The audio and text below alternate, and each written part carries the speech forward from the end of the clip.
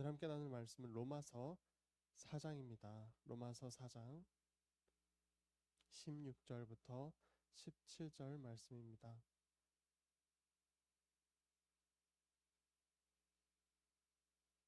로마서 4장 16절부터 17절 두 절입니다. 네, 로마서 4장 16절과 17절 함께 봉독하도록 하겠습니다. 시작. 그러므로 상속자가 되는 그것이 은혜에 속하기 위하여 믿음으로 되나니 이는 그 약속을 그 모든 후손에게 굳게 하려 하심이라. 율법에 속한 자에게뿐만 아니라 아브라함의 믿음에 속한 자에게도 그러하니 아브라함은 우리 모든 사람의 조상이라.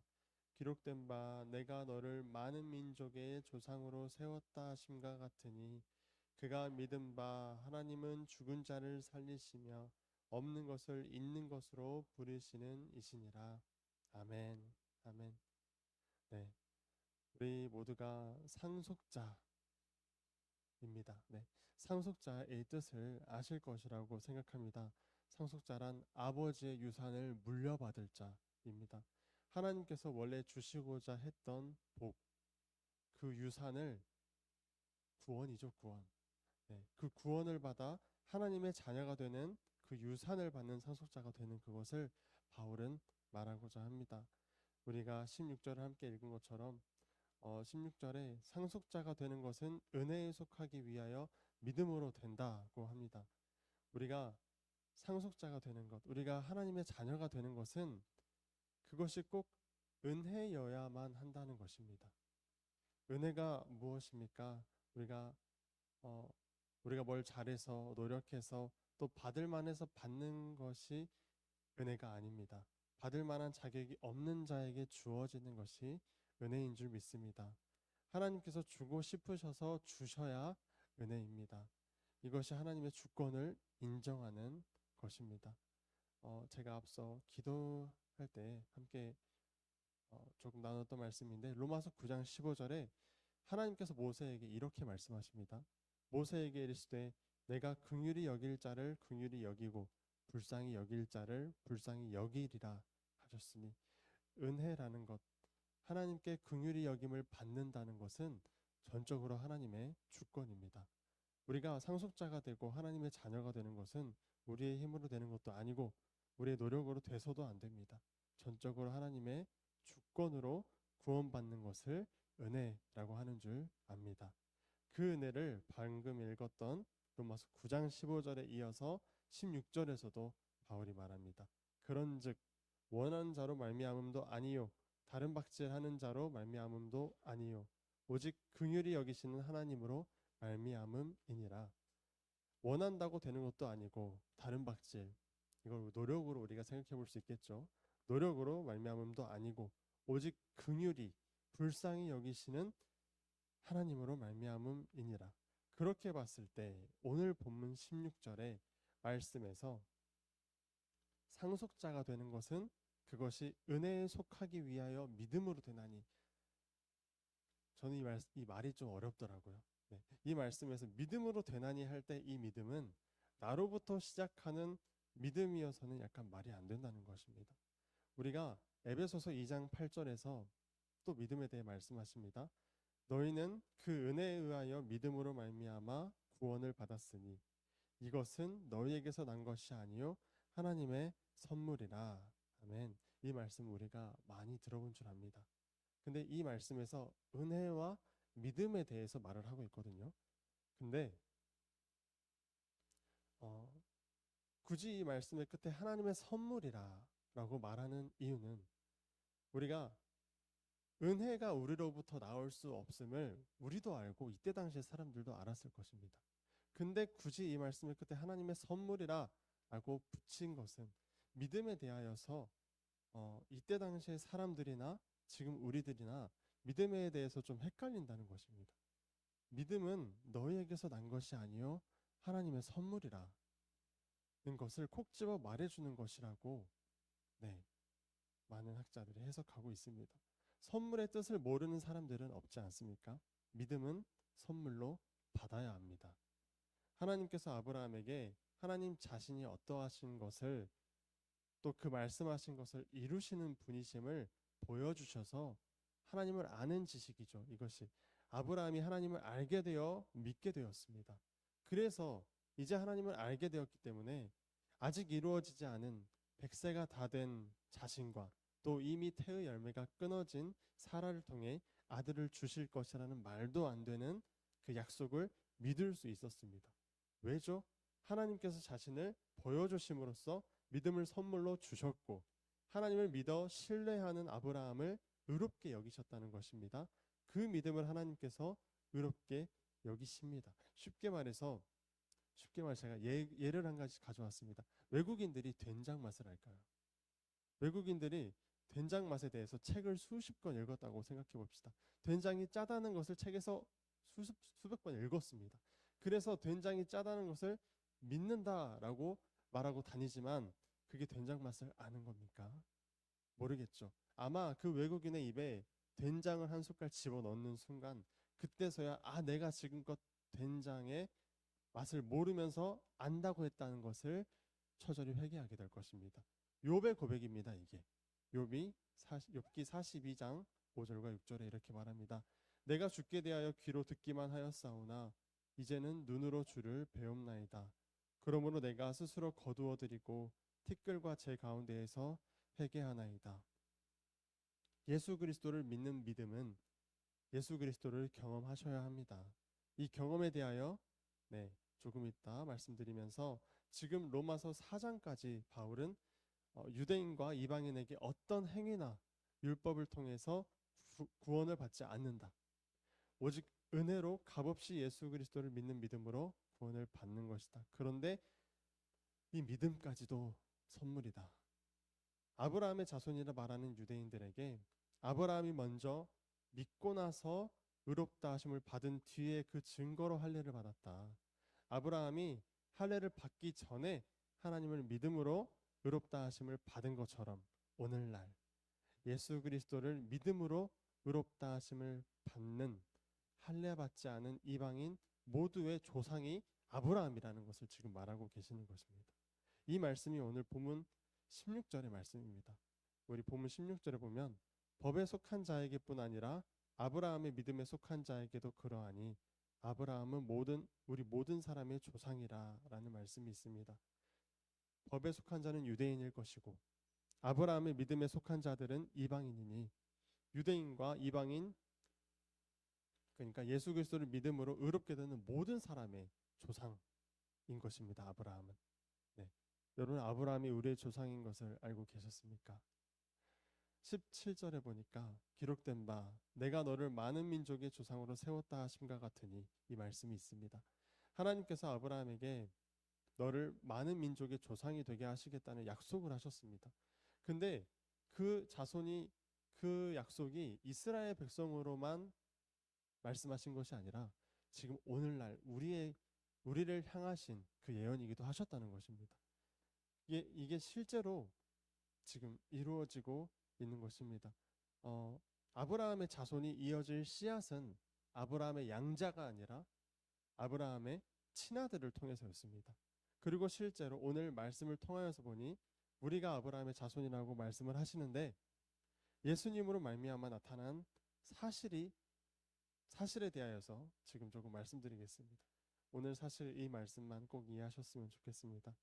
하나님께서 아브라함에게 아들을 약속하셨습니다. 아브라함이 언제 아들을 달라고 했습니까? 아닙니다. 전적으로 하나님께서 홀로 아브라함에게 하신 약속입니다.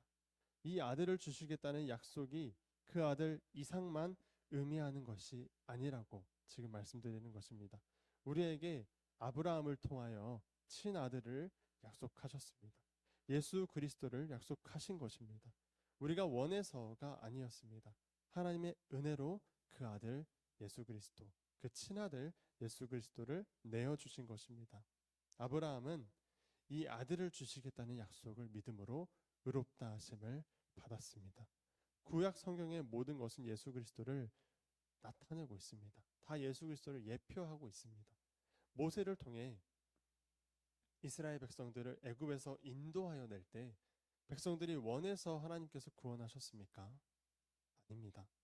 하나님의 전적인 은혜로 이 백성들은 구원을 받은 것입니다. 백성들이 뭘 믿었을까요? 어린 양의 피를 좌우 문설주와 임방에 바르면 죽음이 지나갈 것을 믿었습니다. 하나님께서 그들을 뱀의 속을 애굽에서 구원하셨습니다. 오늘날 우리는 예수 그리스도를 믿으면 우리의 죄를 가리고 의롭게 여겨주실 것을 믿음으로써 공중권세 잡은 뱀의 소굴인 세상에서 구원받은 백성들이 되는 것입니다.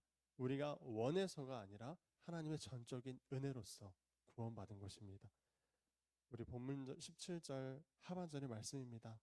그가 믿은 바 하나님은 죽은 자를 살리시며 없는 것을 있는 것으로 부르시는 이시니라. 아브라함이 믿은 바는 하나님은 죽은 자를 살리시고 없는 것을 있는 것으로 부르신다는 말씀이 의미하는 바는 바로 창조의 하나님이심을 믿었다는 것입니다. 인과 관계에 얽매이는 하나님이 아니라는 겁니다. 인과 관계란 원인과 결과에 따라 하나님이 일하시지 않는다는 것입니다. 어떤 원인이 있어서 우리가 복을 받을 만해서 하나님이 복을 주신 게 아니라는 것입니다. 창조의 하나님은 없는 것을 있게 하십니다. 우리에게 구원받을 만한 원인이 있어서 구원을 베푸시는 것이 아니라 우리에게 구원받을 만한 구석이 아예 없는 것에서 있는 것으로 창조하시는 창조의 하나님이신 것입니다. 욥기에서 욥의 친구들은 욥에게 너가 잘못을 했기 때문에 하나님께서 벌을 주시는 것이다 라고 말하며 욥과 말싸움을 합니다. 하지만 욥기의 마지막 부분에 하나님께서 등장하셔서 정말 뜬금없는 말들을 늘어놓으십니다. 근데 이 모든 말들은 바로 내가 창조주임을 너가 아느냐라는 말씀입니다. 인과관계의 하나님이 아니라 없는 것을 있게 하고 무에서 유를 창조하시는 창조주 하나님을 너가 아느냐고 욥에게 말씀하시는 것입니다. 본문 말씀 17절에서 아브라함이 믿은 것도 이와 같습니다. 아브라함이 믿은 것은 그가 창조주이심을 믿게 되었다는 것입니다. 이삭을 주신 것도 아브라함 자신과 사라에게는 씨가 없었습니다. 가능성이 조금이라도 있었다가 아니라 아예 없었습니다. 그런데 없는 것에서 있는 것으로 창조하시는 창조주 하나님을 믿었고 이삭을 바치라 명령하셨을 때도 이삭을 죽이셔도 살리실 창조주 하나님을 믿었습니다. 예수 그리스도께서 죽으셨을 때도 하나님께서 다시 살리실 것을 그 창조주를 예수 그리스도께서는 아셨던 것이죠. 그렇다면 오늘날 우리의 믿음은 어떠하겠습니까? 예수님은 이렇게 말씀하십니다. 나를 믿는 자는 죽어도 살겠고 살아서 나를 믿는 자는 영원히 죽지 아니하리라 말씀하십니다. 이게 도대체 무슨 말씀이겠습니까? 우리는 죽어야 사는 존재들이라는 것입니다. 우리가 창조주 하나님을 믿고 전적으로 예수 그리스도를 따른다면 죽어야 살아나는 존재들인 것입니다. 이것을 바울은 큰 비밀이라 말합니다.